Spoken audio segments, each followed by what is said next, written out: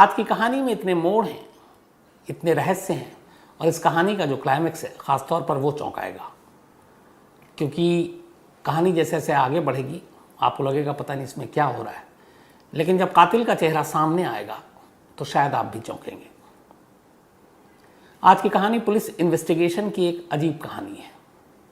हालांकि एक नायाब इन्वेस्टिगेशन भी है, लेकिन पुलिस की कुछ कमियां भी हैं इस जांच में। कई जगहों पे पुलिस ने कुछ अहम सुराग और सबूत को शुरू में नज़रअंदाज कर दिया। अगर वो ना करते तो शायद ये केस पहले खुल जाता, लेकिन फिर भी पुलिस ने अच्छा काम किया। कहानी महाराष्ट्र की है, महाराष्ट्र के जलगांव इलाके की है, और जलगांव में एक ज़िला है जिसका नाम है चोपड़ा। उसी चोपड़ा ज़िला के एक गांव की कहानी है। इस गांव में एक परिवार रहता था, गरीब परिवार, बहुत पैसे वाला नहीं। परिवार का मुखिया, जिसका नाम बगरू पाटिल, अपनी पत्नी गीताबाई पाटिल और 2 बच्चों, एक बेटा मंगेश पाटिल और एक बेटी, ये चारों लोग इस गांव में रहते थे। बगरू मजदूरी किया करता था, घर का देखभाल भी करता था, एक अच्छा बाप, एक अच्छा पति, और ज़िंदगी में सब कुछ ठीक चल रहा था। बच्चे भी स्कूल भेज रहा था ताकि बच्चे जो है बड़े होकर अच्छे बने, बड़े आदमी बने। तो शुरू से वो चाहता था कि वो पढ़े लिखे। तो मंगेश पाटिल जो बगरू का बेटा था और गीता का 12 साल इसकी उम्र थी, वो अपनी छोटी बहन के साथ स्कूल जाता था। घर गृहस्थी सब कुछ ज़िंदगी ठीक चल रही थी बगलू की। 2 फरवरी 2019 की तारीख आती है, 2 फरवरी 2019, सैटरडे का दिन था, शनिवार। उस दिन स्कूल जल्दी छुट्टी हो जाती है। बहुत जगह पे सैटरडे और संडे की स्कूल छुट्टी होती है, लेकिन कुछ जगहों पे सैटरडे हाफ डे होता है, तो हाफ डे की छुट्टी जल्दी हो जाती है। तो 2 फरवरी 2019 सैटरडे के दिन सुबह मंगेश अपनी छोटी बहन के साथ स्कूल जाता है। स्कूल जाने के बाद चूँकि सैटरडे हाफ डे है, तो वो थोड़ा जल्दी लौट आता है। उसकी बहन अभी लौटी नहीं है। वो घर आता है। घर आने के बाद अपना बस्ता रखता है किताबों का और अपनी माँ से कहता है कि मैं अभी आता हूँ, और वो टॉयलेट के बहाने बाहर चला जाता है। थोड़ा वक्त बीतता है, वो लौटता नहीं है। 1-2 घंटे हो गए, लौटा नहीं। अब गीता बाई मंगेश की माँ को फिक्र होने लगी, क्योंकि अक्सर वो खाना वाना खाकर खेलने जाता था, लेकिन स्कूल से आया, बस्ता रखा और गायब। बोला अभी आ रहा हूँ। अब 2-3 घंटे बीत गए। गीता बाई परेशान बाहर निकली, आस पड़ोस में ढूंढा। अच्छा, इस गांव में गीता और बगरू पाटिल के बहुत सारे रिलेटिव, रिश्तेदार भी रहते थे, बट आसपास कहीं नहीं मिला। कुछ दोस्त थे, उन दोस्तों से पूछा मंगेश के, उन्होंने कहा नहीं। धीरे धीरे शाम हो गई, मंगेश घर नहीं लौटा। अब शाम को बगरू पाटिल भी अपनी मजदूरी ख़त्म कर घर लौटता है। घर लौटता है तो देखता है कि उसकी पत्नी गीता बाई परेशान है, रो रही है, और वो फिर बताती है कि ऐसे ऐसे मंगेश स्कूल से आया, बस्ता रखा और बाहर गया, और उसके बाद से लौटा नहीं। 5-6 घंटे हो गए। अब बगरू भी घबरा जाता है। इसके बाद अब दोनों पति पत्नी मिलकर ढूंढते हैं, हर एक गली को ढूंढते हैं, जाकर रिश्तेदारों से पूछते हैं, मंगेश के दोस्तों से पूछते हैं, लेकिन कोई सुराग नहीं मिल रहा। और धीरे धीरे शाम हो रही, रात का अंधेरा शुरू हो गया। माँ बेहद घबरा रही है। अब वो रोने चीखने लगती है। इकलौता बेटा है। बगरू भी परेशान है। इससे पहले कभी ऐसा हुआ नहीं, और मंगेश कभी इधर उधर जाता नहीं था, दोस्तों के साथ खेलता, वक्त पर घर लौटा था। पूरी शाम पूरी रात दोनों मियाँ बीवी ने बाकी रिश्तेदारों के साथ मिलकर मंगेश को ढूंढने की कोशिश की। पूरे गांव को छान मारा, कहीं बगरू नहीं, वो मंगेश नहीं मिला। रात बीती, सुबह हो गई। तब तक गांव के बाकी लोगों को भी पता चला। गांव वाले अपनी तरफ से भी ढूंढ रहे हैं, रिश्तेदार भी ढूंढ रहे हैं, माँ बाप भी ढूंढ रहे हैं, लेकिन कहीं से मंगेश की खबर नहीं। स्कूल वालों से भी पूछा, ये भी पता किया स्कूल में कुछ ऐसा तो नहीं हुआ उसके साथ डांटा वाटा, लेकिन वो पढ़ने लिखने में अच्छा लड़का था, वहाँ पे भी कोई ऐसी बात पता नहीं चली। अब चूँकि सुबह हो गई, अगले दिन 3 फरवरी की तारीख आ गई, और मंगेश को गायब हुए हुए लगभग 15-16 घंटे बीत चुके थे। तो थक हार कर माँ बाप को रिश्तेदारों ने और गांव वालों ने ये सलाह दी कि आप जाकर पुलिस स्टेशन में रिपोर्ट लिखाओ। अब गीता और बगरू पाटिल पुलिस स्टेशन पहुंचते हैं उसी ज़िले में, और जाकर अपने 12 साल के बेटे मंगेश पाटिल की गुमशुदगी की रिपोर्ट लिखाते हैं। अब 12 साल का एक बच्चा गायब हुआ। पुलिस वाले भी थोड़े सिंसियर थे वहाँ पे। उन्हें लगा कि ये कैसे हो सकता है, बच्चों के गायब होने का मामला है। पुलिस फ़ौरन हरकत में आती है। एक टीम माँ बाप के साथ गांव भेजी जाती है। वो तमाम लोगों से पूछताछ करते हैं। उसके बाद अपनी रिपोर्ट देते हैं, सीनियर अफसरों को बताते हैं। फिर सीनियर अफसर जो है तय करते हैं कि एक स्पेशल टीम बनाई जाए पुलिस की जो मंगेश को ढूंढे। अब एक स्पेशल टीम बनाई गई। पहले पता किया गया कि भाई कहीं बगरू पाटिल या गीता बाई की किसी से दुश्मनी तो नहीं है, रिश्तेदारों से कोई ज़मीन जायदाद का झगड़ा तो नहीं है। पता चला कि इतने ये तो गरीब लोग हैं। ये भी था कि किडनैपिंग हो नहीं सकती क्योंकि इनके पास इतनी हैसियत नहीं है पैसे देने की। अब हर तरह से पुलिस ने तफ्तीश कर ली लेकिन कोई सुराग नहीं मिला, ना कोई मोटिव मिला, ना मकसद मिला, ना दुश्मनी की कोई कहानी मिली। अब ऐसे में उसके बावजूद 12 साल का बच्चा गायब, झगड़ा भी नहीं, उसको डांटा भी नहीं, पीटा भी नहीं कि गुस्से में चला जाए। तो पुलिस के लिए भी बड़ी अजीब उलझन कि आखिर मंगेश कहाँ गया। फिर भी पुलिस की टीम लगी रही, हर तरफ तफ्तीश करती रही। अब ये सारा गांव का इलाका था, पिछड़ा इलाका है, यहाँ पे ये भी नहीं कि सीसीटीवी कैमरे और वो लगे हों, तो वो था ही नहीं, सवाल ही नहीं था। तो पुलिस अपने तरीके से अपने मुखबिरों के ज़रिए तलाश करती रही, कोई सुराग नहीं मिला। करते करते 4 दिन बीत गए। 4 दिन तक पुलिस हाथ पैर मारती रही लेकिन पुलिस को कोई सुराग नहीं मिलता है। 5वां दिन भी बीत जाता है, फिर 6ठा दिन भी बीत जाता है। अब 8 फरवरी की तारीख आ गई, 2 फरवरी से गायब है मंगेश। 8 फरवरी को कुछ गांव वाले बताते हैं कि इस गांव में जहां पे मंगेश का घर है उससे करीब आधे मील दूर एक जंगल का इलाका है, वहां पे किसी इंसान का एक पैर कटा पड़ा है।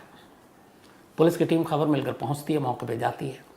वहाँ फॉरेंसिक टीम को बुलाया जाता है, डॉग स्क्वाड को बुलाया जाता है। अब उस कटे हुए पैर को देखकर लगता है कि ये पैर किसी बच्चे का है क्योंकि पैर का साइज़ बहुत बड़ा नहीं था और उसको देख के ये भी लग रहा था कि इसे किसी कुल्हाड़ी से काटा गया है। पुलिस ने उस पैर के टुकड़े को अपने कब्जे में लिया। फॉरेंसिक टीम ने वहाँ पे अपनी तफ्तीश की और पुलिस ने उसको लेकर अस्पताल भिजवा दिया। अब पुलिस उस जगह पे जहाँ पे ये पैर पड़ा हुआ था आसपास के तमाम इलाकों को खंगालना शुरू करती है कि शायद कुछ और सबूत मिले, लेकिन कोई सबूत नहीं मिलता। इस दौरान में खोजी कुत्ते भी पुलिस के साथ थे। मौके से आने के बाद, उस पैर को सूंघने के बाद, आसपास को सूंघने के बाद कुत्ते भी इधर उधर जाते हैं, लेकिन वो जहाँ जहाँ जाते हैं वहाँ से पुलिस को कोई सुराग नहीं मिलता। तो खोजी कुत्ते जो डॉग स्क्वाड वो इधर उधर कई जगह गए, पुलिस वाले उनके पीछे गए, लेकिन कोई चीज़ नज़र नहीं आई, ना कोई चीज़ मिली जिससे इस केस पर रोशनी पड़ता। थक हार कर पुलिस वहाँ से लौट जाती है, फॉरेंसिक टीम भी लौट जाती है।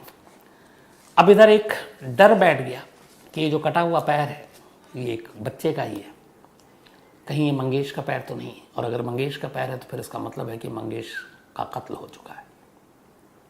ये बात मंगेश के माँ बाप को पता चली। ये सुनते उनका रो रो के बुरा हाल। मंगेश की माँ बार बार बेहोश हो जाए, घर वाले रिश्तेदार उसे समझाएं, संभालें। पुलिस वालों ने भी दिलासा दिया कि ज़रूरी नहीं है कि ये मंगेश का ही पैर हो। तो एक उम्मीद की किरण अब भी बाकी थी कि शायद ये किसी और का पैर हो, मंगेश जिंदा हो, और पुलिस की तफ्तीश चलती रही। अब यहाँ पे जब पैर मिला तो पुलिस की तफ्तीश के दौरान एक चीज़ पता चली। पता ये चला कि 2 फरवरी को 2019 को मंगेश गायब हुआ था और उसके अगले ही दिन यानी 3 फरवरी को मौनी अमावस्या थी। मौनी अमावस्या आमतौर पर इसमें लोग पूजा पाठ करते हैं, मौन व्रत रख के जो पूजा करते हैं उसको, जो साधु संतों की तरह, उसी दौरान मौनी अमावस्या में ये सब कुछ होता है। तो मौनी अमावस्या में एक और भी चीज़ होती है कि बहुत सारे लोग तंत्र मंत्र भी कर लेते हैं। तब उसमें ये था कि एक पैर मिला है, पुलिस को कुछ लोगों ने बताया, गाँव के बुज़ुर्गों ने, कि इस पैर के मिलने से एक ऐसा भी लगता है कि कहीं ये नरबली का मामला तो नहीं है, यानी किसी इंसान की बलि दे गई हो, किसी ने कोई मन्नत मांगी हो तंत्र मंत्र और तांत्रिक की वजह से। अब पुलिस के भी दिमाग में बात आई कि 2 तारीख को गायब हुआ मंगेश, 3 को मौनी अमावस्या, तो कहीं इसका ताल्लुक, इसका कनेक्शन तंत्र मंत्र और नरबली से तो नहीं है। अब जब ये चीज़ें पुलिस के सामने आई तो पुलिस ने फिर कहा कि तमाम गांव और आसपास के ऐसे लोगों को ढूंढो जो तंत्र मंत्र करते हैं। बहुत सारे तांत्रिकों को उठाया गया, उनसे पूछताछ की गई, लेकिन उन्होंने जो जो बयान दिया उस हिसाब से न उनके गांव में मौजूदगी थी, न मौके वारदात पर मौजूदगी थी उनकी, न मंगेश के घर के आसपास। तो एक एक कर उन तांत्रिकों को छोड़ना पड़ा पुलिस को। कोई कनेक्शन जोड़ नहीं रहा, कोई सुराग मिल नहीं रहा। इसी तफ्तीश के दौरान फिर पुलिस को पता चला कि इस गांव के पास ही एक जौहरी की दुकान है और वो उस पूरे इलाके में एक इकलौती ऐसी दुकान है जिसके दुकान के बाहर सीसीटीवी कैमरा लगा हुआ है। अब पुलिस को लगा कि चलो यहाँ से शायद कोई सुराग मिल जाए। पुलिस ने उस सीसीटीवी फुटेज को खंगालना शुरू किया। 2 फरवरी कि सारे विजुअल निकाले। देखते देखते रात के वक्त एक तस्वीर दिखाई दी। उसमें दिखाई दिया कि एक भिखारी जैसा शख्स अपने पीठ पे एक बोरी लाद कर जा रहा है और उस बोरी में लग रहा है कि कुछ अच्छा खासा सामान है, लेकिन उस भिखारी का चेहरा साफ नजर नहीं आ रहा, धुंधला है। बोरी को देख के पुलिस को लगा कि कहीं इस बोरी में कोई लाश तो नहीं है, क्योंकि बोरी का साइज और वजन देखकर वैसे ही लग रहा था। तो पुलिस को डाउट हुआ कि यही शायद कातिल है, ये लाश को ठिकाने लगाने ले जा रहा है। अब चेहरा क्लियर नहीं था, लेकिन उस चेहरे के आधार पर जो तस्वीरों में कैद हुई, पुलिस ने स्केच आर्टिस्ट को बुलाया और उस भिखारी की तस्वीर बनाई और गांव में जगह जगह चिपकवा दिया, आसपास के ज़िले में भी। और पुलिस ने अपनी तरफ से इनाम का भी ऐलान किया कि जो भी इस भिखारी को पहचानेगा उसे इनाम दिया जाएगा। लेकिन ये कोशिश भी नाकाम रही। न उस भिखारी की पहचान हुई, न कोई आगे आया, न उसकी शिनाख्त हुई, वो कौन था कुछ पता नहीं चला। वक्त बीत गया, करीब अब 10-12 दिन हो चुके थे। अचानक फिर एक रोज़ पुलिस को अचानक खबर मिली कि गांव से ही दूरी पर एक जंगल है, उस जंगल में कुछ इंसानी टुकड़े मिले। पुलिस की टीम फिर मौके पर पहुंचती है। वहाँ जाती है तो देखती है कि इंसानी जिस्म के कुछ अलग अलग टुकड़े हैं, हाथ है और भी चीज़ है, और एक खून से सने हुए कपड़े भी हैं, लेकिन सर गायब है। अब जब कपड़ा दिखा तो उस दिन सारी गलतफहमी दूर हो गई और ये पता चल गया कि ये जो शरीर के टुकड़े हैं ये उसी 12 साल के बच्चे मंगेश पाटिल के। कपड़े घर वालों ने पहचान लिए। माँ बाप का रो रो कर बुरा हाल। गीता पाटिल को संभालना और समझाना मुश्किल हो गया। इकलौते बेटे की इस तरह से मौत किसी भी माँ बाप को तड़पा कर रखते। तब ये लगभग क्लियर हो चुका था। फिर भी पुलिस ने अपनी तरफ से डीएनए और बाकी चीज़ों के लिए भेज दिया, क्योंकि सर अभी तक नहीं मिला है। अब इन चीज़ों के मिलने के बाद पुलिस को ये यकीन हो गया कि ये मामला कत्ल का है। और अब वही बात कि अगले दिन मौनी अमावस्या थी, तो क्या ये नरबली का मामला है। पुलिस ने एक बार फिर से तय किया कि वो तमाम जादू टोना तंत्र मंत्र करने वाले लोगों को उठाएगी। इसके बाद उन तमाम लोगों को एक एक कर उठाया गया। इस दौरान में जहाँ से ये शरीर के अलग अलग टुकड़े मिले, उस जंगल को भी पूरी तरह से छान मारा। बहुत सारे पुलिस वाले लगाए गए। दूर दूर तक जाके उन्होंने तलाशी दी, शायद कुछ और मिल जाए, सर मिल जाए, कोई और सुराग मिल जाए, लेकिन कुछ नहीं मिला। 15 दिन अब बीत चुके थे। 15 दिन में एक पैर, हाथ, शरीर के कुछ टुकड़े मिले, मंगेश के कपड़े मिले, लेकिन सर अब भी गायब है और शरीर के कुछ और टुकड़े गायब हैं। सुराग और सबूत के नाम पर पुलिस के पास कुछ नहीं है। एक सीसीटीवी कैमरा में एक भिखारी कैद हुआ, उससे भी कुछ जानकारी नहीं मिली। मोबाइल और ये सारी चीज़ें थी नहीं जिससे कुछ लोकेशन और बाकी चीज़ें आप ट्रेस करें। मंगेश बच्चा था, घर वाले गरीब थे, मोबाइल वो यूज़ भी नहीं करते थे। तो पुलिस के हाथ खाली हैं। 15 दिन हो गए। इधर टुकड़े मिलने के बाद अखबारों में भी वहाँ लोकल खबर छपी, गांव वाले गुस्से में भी है और पुलिस पे दबाव भी पड़ रहा है। और इधर पुलिस का है कि इस इलाके में इतनी बेरहमी से कौन कत्ल कर रहा है, लेकिन कातिल कौन है, मकसद क्या है, कोई कुछ सुराग नहीं है पुलिस के पास। एकदम अंधेरे में 15 दिन की तफ्तीश, स्पेशल टीम बनी हुई है। पुलिस खुद पे भी गुस्सा कर रही है कि वो इस केस को सॉल्व नहीं कर पा रही है। 15 दिन के बाद इस केस के जो आईए थे इन्वेस्टिगेटिंग अफसर, उन्हें लगा कि कहीं ना कहीं वो लोग कुछ गलती कर रहे हैं। इन 15 दिनों में जो उन्होंने इन्वेस्टिगेशन की, तफ्तीश की, कोई ऐसी चीज़, कई बार हर पुलिस वाले का सिक्स सेंस जागता है। उन्हें लगता है कि हम कहीं ना कहीं कोई चीज़ ऐसी है मिस कर रहे हैं। हमारे आंखों के सामने से गुजरा लेकिन हमने शायद नज़रअंदाज कर दिया। हमें कहीं से कुछ इशारा मिला, हमने उसको समझा ही नहीं। और यही वजह है कि 15 दिन हो गए, केस सॉल्व नहीं हो रहा है। आईओ ने कहा कि ठंडे दिमाग से बैठकर अपनी टीम से सोचो कि हमने 15 दिन में अब तक क्या क्या हासिल किया सुराग और सबूत के नाम पर, और क्या क्या ऐसी चीज़ है जो हमने मिस कर दी। पूरी टीम लगती है, दिमाग लगाती है, सोचती है। शुरू से केस को स्टडी करते हैं। स्टडी करते करते आखिरकार एक जगह पर आकर एक पुलिस वाला रुक जाता है। वो कहता है, सर हम एक चीज़ मिस कर रहे हैं। उसने कहा, क्या? उसने कहा, मंगेश के गायब होने के 6ठे दिन जब पहली बार एक कटा हुआ पैर मिला और हमने वहाँ फॉरेंसिक टीम को बुलाई और डॉग स्क्वाड को बुलाया, खोजी कुत्ते को, तो उस खोजी कुत्ते से हमें कुछ मिला नहीं। लेकिन खोजी कुत्ता जिस तरफ जा रहा था, हमने उन इलाकों की तलाशी नहीं ली, न वहाँ पे गहराई से जांच की। अब उन्होंने सब नोट किया था, ये पुलिस इन्वेस्टिगेशन का हिस्सा है कि हमने स्पॉट पे क्या क्या किया। कुत्ते को लेकर गए तो वो किधर किधर गया, जंगल के अंदर गया, बाहर गया, मार्केट में गया, मोहल्ले में गया, तो ये सारी चीज़ें नोट थी। तब उस निकाला गया कि उस दिन वो कुत्ता मौका वारदात को सूंघने के बाद किधर किधर गया। तो पता चला कि सूंघने के बाद सबसे पहले तो वहीं इर्द गिर्द थोड़ी देर रहा और फिर उसने वापस पलटी मारी और उसी गांव की तरफ गया और उसी घर की तरफ गया जहां मंगेश रहता था। अब पुलिस को ये था कि मंगेश रहता है यहाँ पे, वो उसके पैर मिले हैं तो शायद वो इसीलिए मंगेश के घर तक पहुँच गया। लेकिन पुलिस को लगा कि नहीं, शायद वो खोजी कुत्ता कुछ इशारा दे रहा है, वो और कहीं जाने की बजाय वापस उसी मोहल्ले में क्यों लौटा और उसी के घर के इर्द गिर्द जाकर वो क्यों बार बार रुक जाता था।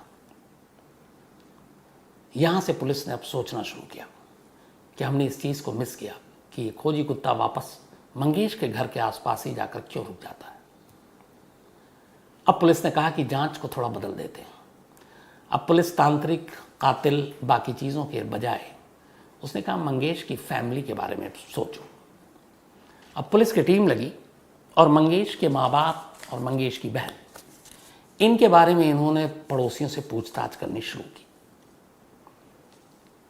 तो मंगेश के पिता के बारे में पूछताछ किया, बंगरू, मंगेश की माँ गीता बाई पाटिल। तो इस सारी पूछताछ में कोई और चीज़ तो पता नहीं चली, लेकिन पड़ोसियों ने बताया कि पिछले करीब कुछ महीनों से एक शख्स बंगरू और गीता पाटिल के घर आता है और इत्तेफाक से उन्होंने ये भी बताया कि वो शख्स तभी आता है जब बंगरू काम पर जाता है और गीता घर में अकेली होती है। अब पुलिस को ये बात बड़ी अजीब लगी, फिर भी उन्होंने कहा वो शख्स कौन है। अब उस शख्स को ढूंढा गया तो पता चला कि एक लड़का है 25 साल का, जिसका नाम बाद में मालूम हुआ समाधान पाटिल। पुलिस को लगा कि इसका कोई ना कोई कनेक्शन हो सकता है, लेकिन फिर समाधान पाटिल के बारे में जब और खंगाला तो पता चला कि समाधान पाटिल तो गीता का भांजा है, यानी गीता उसकी मामी है। पुलिस को लगा कि अब एक भांजा जो है वो घर नहीं आएगा अपनी मामी के, तो किसके घर जाएगा। फिर लगा हाथ पैर खाली। पुलिस को लगा कि अब कोई सुराग नहीं है, कोई सबूत नहीं है। लेकिन फिर भी पुलिस ने समाधान पाटिल को बुलाया। उसने कहा कि चलो इससे पूछताछ करते हैं। समाधान पाटिल को बुलाने के बाद अब पुलिस ने उससे पूछताछ किया कि 2 फरवरी को तुम कहाँ थे। उसने बताया कि 2 फरवरी को मैं अपने घर पे था और ख़ासतौर पर दोपहर के वक्त। पुलिस ने उसके बयान की तस्दीक की। पता चला वाकई वो 2 फरवरी की दोपहर जब मंगेश स्कूल से लौटा 2 बजे के आसपास और गायब हुआ, तो उस दिन में समाधान पाटिल अपनी मामी से मिलने नहीं गया था।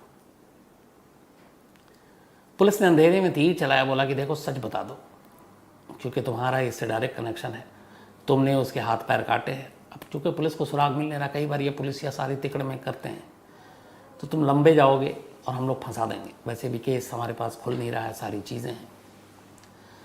अब एक सीधा साधा लड़का 25 साल का समाधान पाटिल पुलिस की इन धमकियों और पुलिस के जो घेराबंदी थी उसमें फंस गया। उसके बाद उसने हाथ जोड़ के बोला, साहब मेरी कोई गलती नहीं है, मैंने कुछ नहीं किया, आप मुझे माफ़ कर दो, मेरे दोस्त राजेंद्र पाटिल ने किया। अब यहाँ एक दूसरा कैरेक्टर आया। पुलिस ने कहा ये राजेंद्र पाटिल कौन है? तो उसने बोला इसी गांव के बाहर रहता है, मेरा दोस्त है। पुलिस ने उसको बोला कि बुलाओ। अब राजेंद्र पाटिल को बुलाया, समाधान पाटिल का दोस्त।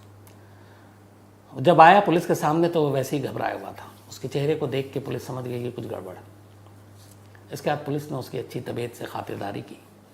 थोड़ी ही देर में राजेंद्र पाटिल टूट गया और इसके बाद उसने कहानी सुनाई, एक ऐसी कहानी जिसे सुनकर पूरा गांव दंग रह गया। जिस केस को पुलिस अभी तक तंत्र मंत्र नरबली का केस समझकर चल रही थी, वो केस ही कुछ और निकला। लोगों को यकीन नहीं हुआ। 3 हफ्ते बीत गए थे। तीसरे हफ्ते में, ये 20वें 21वें दिन ये केस खुला था। इन 20 दिनों तक मंगेश कश्यप के गुम होने के बाद जो सबसे ज़्यादा रोई, जो सबसे ज़्यादा बेहोश हुई, जिसने खाना पीना छोड़ दिया, जिसकी तबीयत ख़राब हो गई, जिसको लोग संभाल रहे हैं वो संभल नहीं रही है, यानी मंगेश की माँ गीताबाई पाटिल वही कातिल निकली। एक माँ ने ही अपने 12 साल के बेटे का कत्ल किया था, लेकिन 20 दिनों तक उसने जो व्यवहार किया, उसने दुनिया के सामने अपने आप को जिस तरीके से दिखाया, किसी को यकीन ही नहीं हो रहा था इस पुलिस की कहानी के बाद भी कि पुलिस शायद झूठ बोल रही है। गीता कातिल नहीं हो सकती, एक माँ अपने बेटे को नहीं मार सकती, लेकिन हकीकत यही थी, एक माँ ने ही अपने बेटे का खून किया था। गीताबाई पाटिल ने ही 12 साल के बेटे मंगेश को मारा था। राजेंद्र पाटिल के बयान के बाद पुलिस गीता पाटिल को गिरफ्तार कर लेती है। गीता पाटिल का पति बंगरू पाटिल तक इस खुलासे के बाद हैरान था, वो भी पुलिस पर यकीन नहीं कर रहा था। उसने कहा कि मेरी बीवी ऐसा नहीं कर सकती, वो अपने बेटे को बहुत प्यार करती है और कोई वजह भी नहीं है। लेकिन फिर पुलिस ने वजह बताई, और वो वजह भी एक कहानी थी। गीताबाई पाटिल और उसका भांजा, ये दोनों चूँकि रिश्तेदार थे, मामा और भांजा थे, मामी और भांजा थे, समाधान पाटिल, तो अक्सर घर आना जाना था। 25 साल का लड़का था। बंगरू पाटिल नौकरी की वजह से, मजदूरी की वजह से सुबह घर से निकलता और शाम को ही घर लौटता। बच्चे स्कूल चले जाते। ऐसे ही माहौल में एक बार समाधान पाटिल और अपनी उसकी मामी, इन दोनों के बीच एक रिश्ता कायम हो गया। दोनों एक दूसरे के करीब आ गए। करीब आने के बाद ये फिर सिलसिला ही चल पड़ा। जब बंगरू बाहर होता, समाधान अपनी मामी के पास पहुंच जाता। घर में कोई होता नहीं, बच्चे स्कूल रहते, टाइम वही चुनते और दोनों अकेले में मिलते। कुछ वक्त बीता। समाधान पाटिल ने अपनी मामी के साथ अपने इस रिश्ते की कहानी अपने एक दोस्त राजेंद्र पाटिल को बता दी। उसने कहा कि ऐसे ऐसे मेरा मामी के साथ मेरा रिश्ता है। राजेंद्र पाटिल ने कहा यार कि मुझे भी मिलाओ। उसने कहा कि मैं मामी से पूछ के बताऊंगा। इसके बाद एक रोज़ समाधान पाटिल ने अपनी मामी से पूछा कि एक मेरा दोस्त है, वो आपसे मिलना चाहता है। मामी को कोई एतराज़ नहीं हुआ, उन्होंने कहा बुला लो। अब वो भी पहुंच गया। अब ये हुआ कि एक साथ गीता के दो लोगों से रिश्ते थे, एक अपने भांजे से और उस भांजे के दोस्त से। तो कभी समाधान उसके घर पहुंच जाता, कभी राजेंद्र उसके घर पहुंच जाता, जब पति घर के बाहर होता, बच्चे स्कूल होते। और ये करीब महीनों, 4-5-6 महीने हो गए इस रिश्ते को चलता रहा। बंगरू पाटिल को कभी भनक नहीं लगी। पड़ोसियों को कभी शक इसलिए नहीं हुआ कि सगा भांजा है समाधान पाटिल, तो वो आता और उसके दोस्त हैं तो क्या फ़र्क पड़ता है, घर के लोग हैं। ये कहानी चल रही थी बड़ी खामोशी से, दुनिया को पता नहीं था इस सच का। लेकिन 2 फरवरी 2019 को सैटरडे का दिन मंगेश स्कूल गया। हाफ डे का स्कूल था, छुट्टी जल्दी हो जाती है, और उस जल्दी से भी वो जल्दी उस दिन स्कूल से निकल गया और पहुंच गया घर। जब वो घर पहुंचा, उससे ठीक पहले राजेंद्र पाटिल गीता के पास उसके घर में मौजूद था। उसे मालूम था कि बंगरू पाटिल काम पे गया है, बच्चे के लौटने का भी उसे टाइम मालूम था। तो उसे ये पता था कि 2 बजे से पहले नहीं आएंगे, और ये उस दिन 2 से पहले पहुंच चुका था मंगेश। दरवाजे की कुंडी लगाना दोनों भूल चुके थे। मंगेश घर लौटा, दरवाजे पे हाथ मारा, दरवाज़ा खुल गया। लेकिन जो सामने का मंजर देखा, मंगेश उसे यकीन नहीं हुआ। उसने अपनी माँ को राजेंद्र पाटिल के साथ उस हालत में देखा जिसमें नहीं देखना चाहिए था, और इन दोनों ने भी मंगेश को उन्हें देखते हुए देख लिया। अब दोनों घबरा गए। राजेंद्र को लगा कि उसकी पोल पट्टी खुल जाएगी। वो अचानक गुस्से में आया। उसने वहीं पड़ी हुई एक लकड़ी उठाई, जोर से बड़ी सी, और उसको उठाकर सीधे मंगेश के सर पर दे मारा। उसने लकड़ी से सर पे इतने ज़ोर से वार किया कि सर से खून निकलने लगा। मंगेश गिर गया। इधर गीता को लगा कि अगर मंगेश ने जो कुछ देखा है उसने अपने बाप को बता दिया तो फिर उसकी ज़िंदगी ख़राब हो जाएगी। उसने भी अपने फिर बेटे को बचाने की कोशिश नहीं की, बल्कि उसने राजेंद्र का साथ दिया। उन्हें लगा कि वो मर चुका है। इसके बाद फिर उन्होंने उसको एक बोरी में डाला, और वो सच में मर चुका था। बोरी में डालने के बाद सारा खून वून साफ किया और लाश को घर में ही रखा, क्योंकि दिन का वक्त था। उसके बाद जैसे ही शाम जब ये लौटने लगा, उसका पति जब आने का टाइम था, थोड़ा अंधेरा हुआ, तो ये लाश को ले जाकर राजेंद्र पाटिल ने पहले तो अपने दोस्त को फ़ोन किया, समाधान पाटिल को, उसे घर बुलाया वो बोला कि ऐसे ऐसे हो गया और उसने देख लिया, राज खुल जाता, हम तीनों का खुल जाता, फिर इसलिए हमने मार दिया। उसने भी कुछ नहीं कहा। फिर दोनों ने लाश को बोरी में डाली। सन्नाटा होते ही बोरी को लेकर बाहर निकले। वहाँ से आधे मील दूर एक जंगल में गए। वहाँ लाश के टुकड़े किए। टुकड़े करने के बाद थोड़ी थोड़ी दूर पर जाकर लाश फेंकते रहे और इस तरह अलग अलग इलाकों में फेंका, अलग अलग जगहों पर फेंका, ताकि पुलिस को ढूंढने में मुश्किल हो। और 12 साल के एक बच्चे को सिर्फ अपनी पोल खोलने की वजह से उन्होंने मार दिया। लेकिन जिस तरीके से माँ की कहानी सामने आई, 2 लड़कों के साथ इश्क की कहानी, और अपनी चोरी पकड़े जाने के बाद जिसे कोख से जन्म दिया, उसे अपने ही हाथों से मरते हुए और मारते हुए न रोका न बोला, बल्कि अगले 20 दिन तक शानदार अदाकारी की। बार बार बेहोश हुई, सबसे ज़्यादा रोई, चीखी, चिल्लाई, खाना पीना छोड़ दिया। लोगों को यही लगा कि इकलौते बेटे की मौत ने इसे पागल कर दिया है, लेकिन हकीकत में वो एक कातिल थी। और मैंने कई बार आपको बताया कि क्राइम रिपोर्टिंग में मैंने ऐसे बड़े मंजर और सीन देखे हैं जब यकीन करना मुश्किल हो जाता है कि सामने वाला है कौन। ये जो कहानी मैंने आपको सुनाई इस गीता की, ऐसी कहानी 1-2 दिल्ली में भी मैं देख चुका हूँ, जहाँ पे एक बीवी जिसके नए नए हस्बैंड का कत्ल हो गया, मौत हो गई, और वो 3-4 दिन तक बेहोश होती रही थी। लोग उसको पानी के छींटे दे देकर होश में लाते थे। उस वक्त कैमरा भी हम लोगों ने लगाया और वो बात नहीं कर पा रही थी और अजीब सा भी था। और 4 दिन के बाद वही बीवी जो लगातार बेहोश हो रही थी, पुलिस स्टेशन में लॉकअप में थी, क्योंकि अपने पति की कातिल वही थी। तो चेहरे से, आंसुओं से, भावनाओं से, जज्बात से ये पता लगाना बड़ा मुश्किल होता है कि आंसू सच्चे हैं या झूठे हैं, नौटंकी है, ड्रामा है, सही मानों में दर्द है, गम है, क्या है। तो इंसानों को परखना और पहचानना बड़ा मुश्किल काम होता है। तो ये थी एक अजीब कहानी जिसका मैंने आपको शुरू में ही कहा था कि इसका क्लाइमेक्स जो है आपको चौंकाएगा भी और बेचैन भी करेगा।